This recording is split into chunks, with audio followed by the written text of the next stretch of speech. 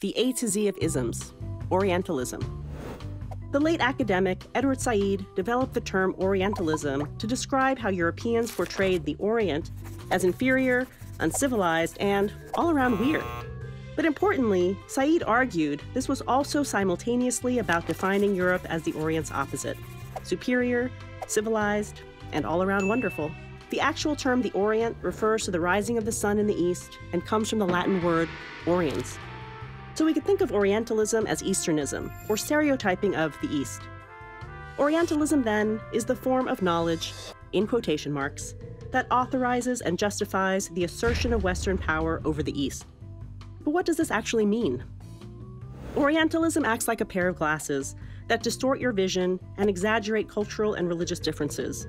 With these glasses, just about everything and everyone seems highly exotic and strange, or worse, fanatical and dangerous. Women in the Middle East, for example, appear only as exotic, a belly dancer or oppressed, a quote-unquote veiled woman, with no nuances in between.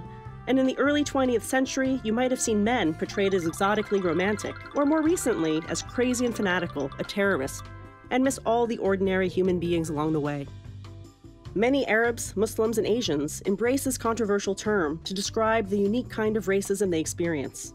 Orientalism encapsulates for many how their culture, religion, and ethnicity are so often reduced to a stereotype, causing their humanity to be overlooked and culture misunderstood. Isn't this just a form of stereotyping then? Well, yes and no.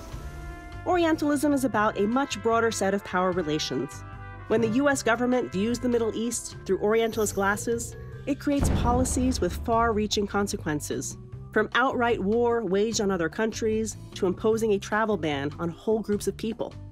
Perhaps the trickiest thing about Orientalism is that it's not fueled by ignorance or a simple lack of knowledge.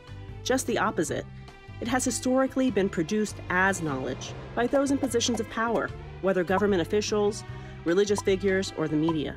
For example, when President Trump stated, "I think Islam hates us. We can't allow people coming into this country who have this hatred for the United States," he effectively characterized the 1.6 billion Muslims worldwide as anti-American. Even today, Orientalism continues because it is so ingrained in how we see other peoples and cultures that it goes unnoticed.